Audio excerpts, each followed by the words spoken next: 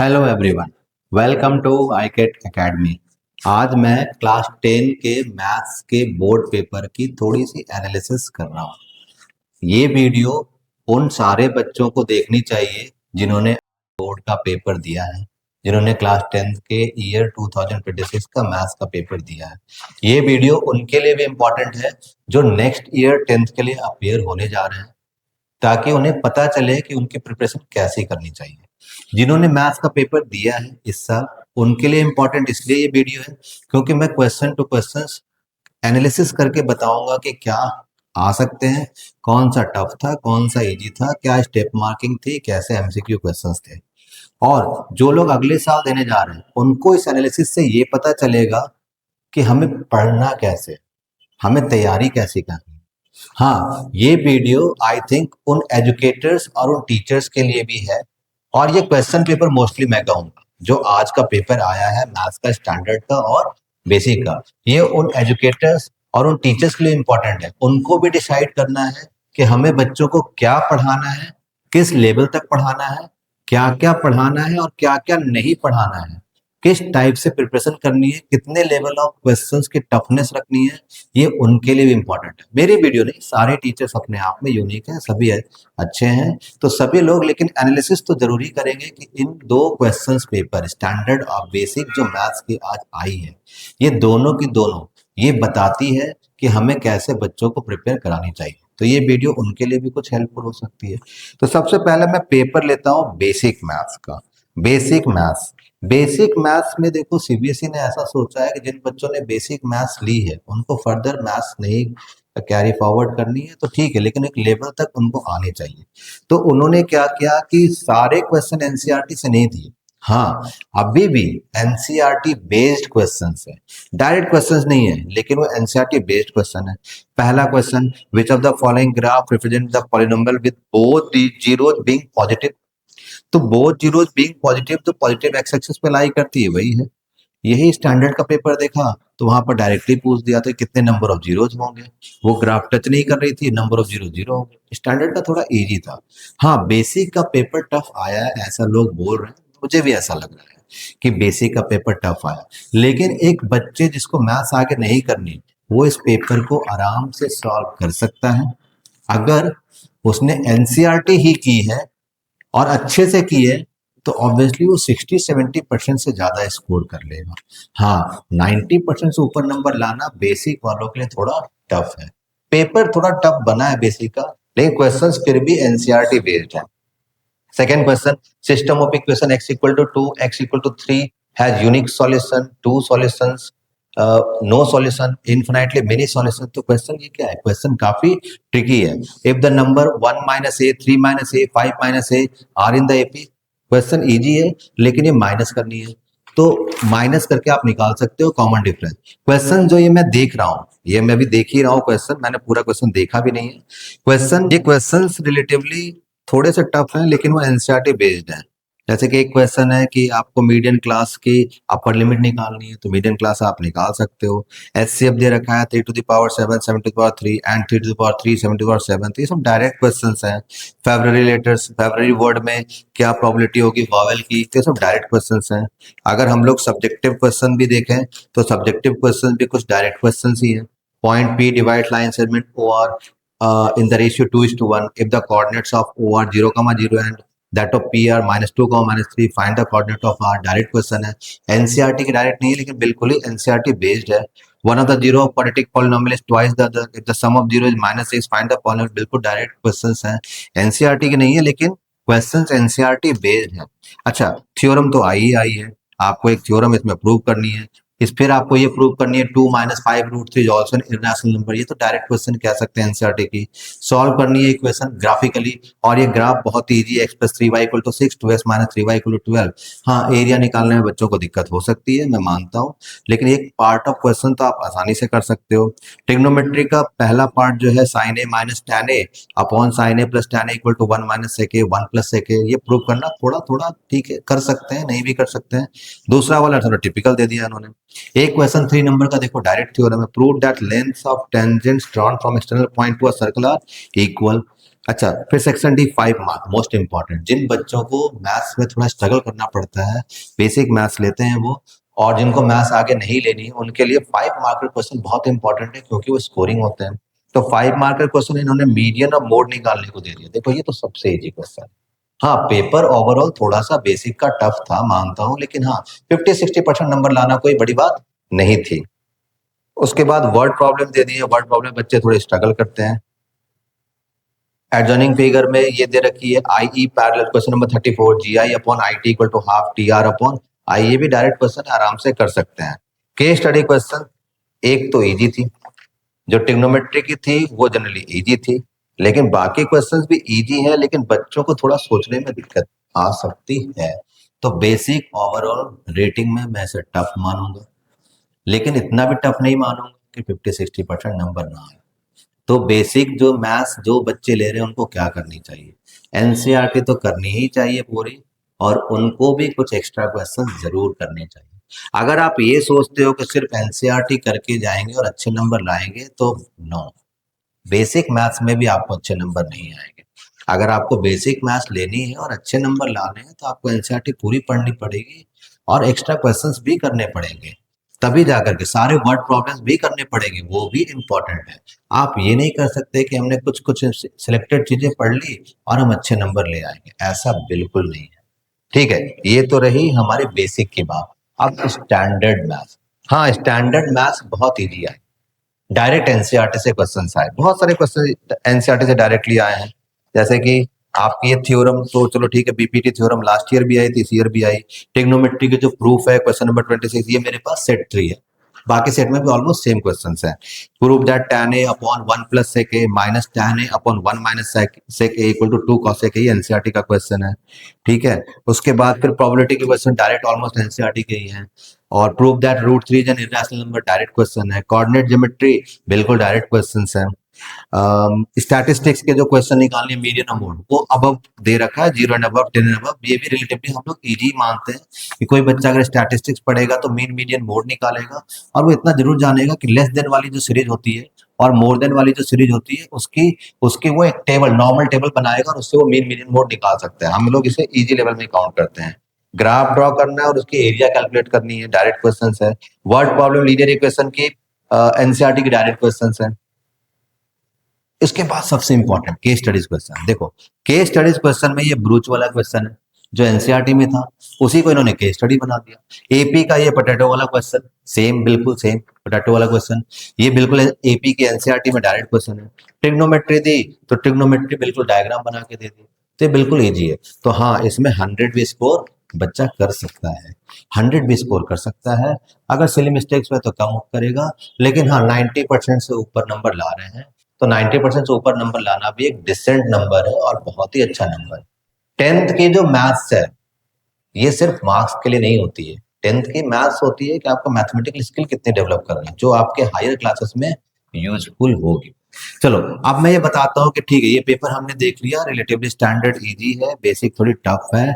फिर भी जो बच्चे काफी तेज हैं, अब एवरेज बच्चों के लिए 100 लाना आसान है, 100 ला सकते हैं। इस पर बहुत सारे बच्चों के 100 भी आएंगे। और हाँ, 90% से ऊपर लाना तो सच में बहुत अच्छा है। पिछले साल जितने बच्चों के 90% आए थे, उससे ज्यादा इस बार 90% से ज्यादा ऊपर नंबर आएंगे बच्चों के, ये श्योर है। पास होना भी स्टैंडर्ड में बहुत ही ईजी है।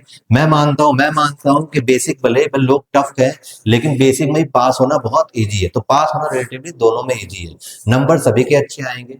हाँ, कुछ लोग ये भी कह रहे हैं, कुछ टीचर्स से मेरी बात हुई, ऑल इंडिया से हमारे ग्रुप है, उसमें कुछ टीचर्स की बात भी हुई, तो लोग ये कह रहे हैं जनरली कि बेसिक वालों की नॉर्मलाइजेशन करेंगे। ऐसा करती है एनसीईआरटी, शायद शायद, आई एम नॉट कंफर्म, मैं कंफर्म नहीं हूँ, लेकिन फिर भी नॉर्मलाइजेशन मतलब कि हो सकता है बेसिक वालों को 5 मार्क्स का या 10 मार्क्स का कुछ ग्रेस दे दे, सभी को दे दे, हो सकता है ऐसा करें। चलो, तो मतलब नंबर ठीक आएंगे, आपको घबराने की जरूरत बिल्कुल नहीं है, सभी के अच्छे नंबर आएंगे। आपके प्री बोर्ड में जितने नंबर आते थे उससे तो काफी बेटर नंबर आएंगे। जनरली प्री बोर्ड के पेपर टफ ही होते हैं सभी स्कूल के, एक नॉर्मल सा ट्रेंड है ये। तो नंबर सभी के अच्छे आएंगे, घबराने वाली बिल्कुल भी कोई बात नहीं है। आप अच्छे से बाकी के सब्जेक्ट की तैयारी कर सकते हो। अभी आपके पास इंग्लिश है, साइंस है, एसएसटी है, और आपके लैंग्वेज वाले भी हैं कुछ भी, तो उनकी तैयारी अच्छे से करो, कॉन्फिडेंस बूस्टअप करो कि पेपर अच्छा गया है, नंबर अच्छे आएंगे, घबराने वाली बात नहीं है। और एक ट्रेंड ये भी आ रही है कि अब आगे में जो पेपर आएंगे वो भी क्या आएगी, इजी आएगी, तो आप अपना पढ़ो।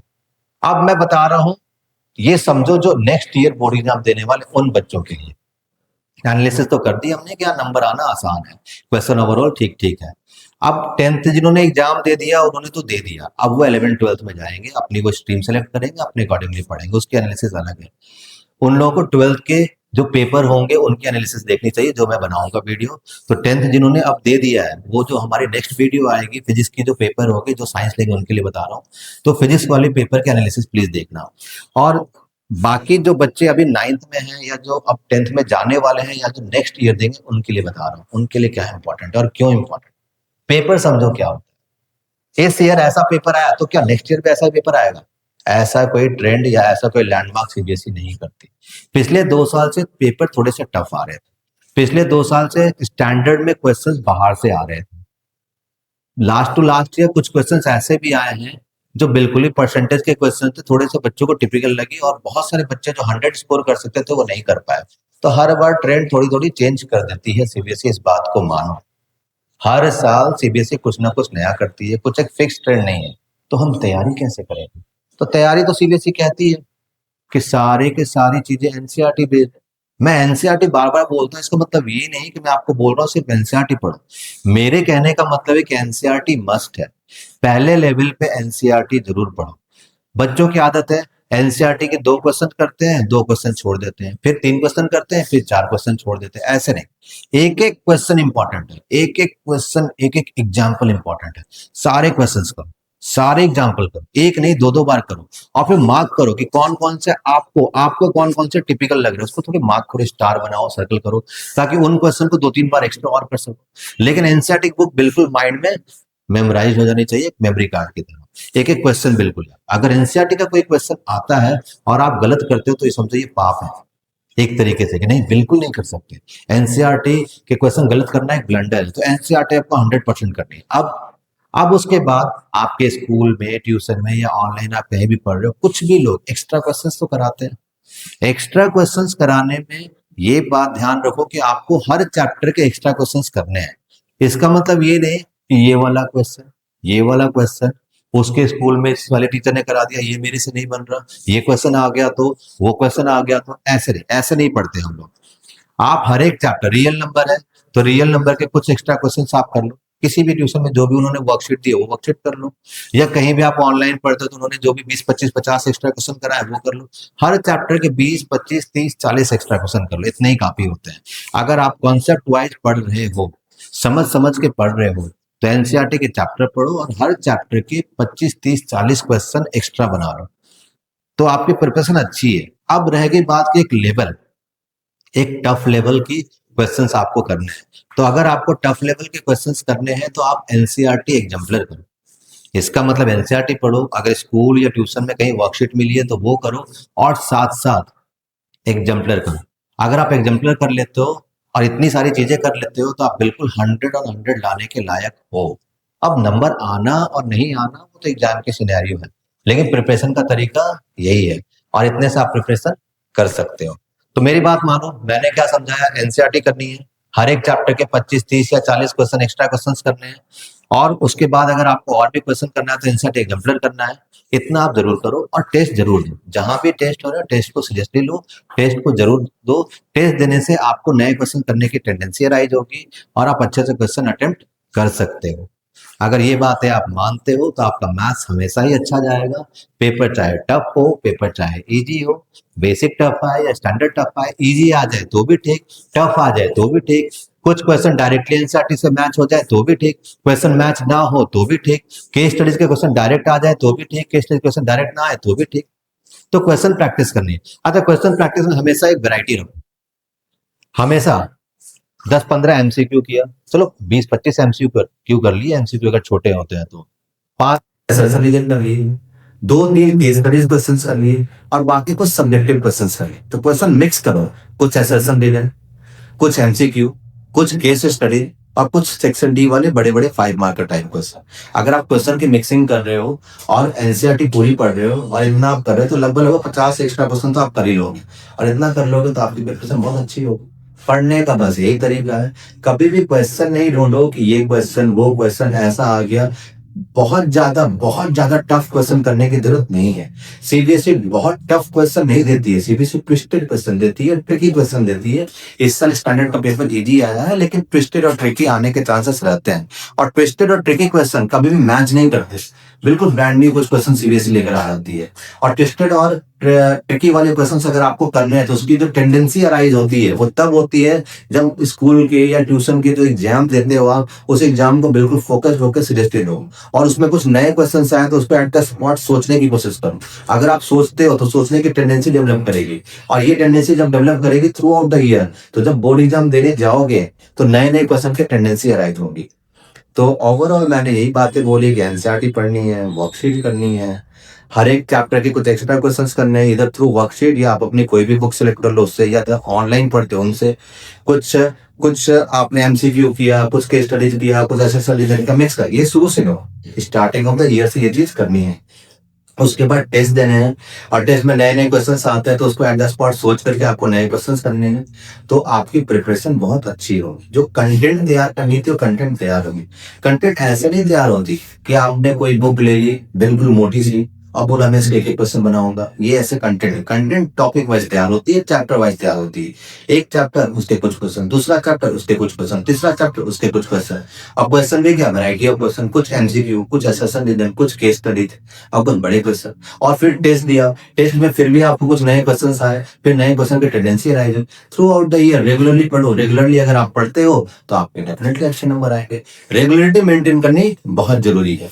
ये नहीं कि 2 दिन पढ़ा 3 दिन नहीं पढ़ा। Maths is all about practice. आप जितना प्रैक्टिस कर रहे हो, प्रैक्टिस के लिए आपको क्या करनी है, डेली मैथ्स करनी है। आप 1 आवर या 1.5 आवर या 2 आवर आप एक सेट कर दो, this is my fix time, I will do self study for this math. किसी के ट्यूशन पढ़ाने से, किसी स्कूल के टीचर के पढ़ाने से, किसी ऑनलाइन के टीचर पढ़ाने से, या भैया दीदी कोई भी आपको पढ़ा रहे हैं, किसी के भी पढ़ाने से ज्यादा फर्क नहीं पड़ता। हाँ वो जरूरी है, फाउंडेशन है, अच्छी बात है, लेकिन ज्यादा फर्क पड़ता है आपकी सेल्फ स्टडी से। अगर आप सेल्फ स्टडी कर रहे हो अच्छी, अगर आप ईमानदारी से पढ़ रहे हो, अगर आप डेडिकेशन से पढ़ रहे हो, और क्या पढ़ना है क्या नहीं पढ़ना है इसका डिफरेंस समझ रहे हो, और रेगुलर पढ़ रहे हो, तो डेफिनेटली आपके अच्छे नंबर आएंगे और आपका कॉन्फिडेंस भी बूस्ट अप हो। तो इस तरह से आपको पढ़ना है और अच्छे नंबर डेफिनेटली आएंगे। All the best.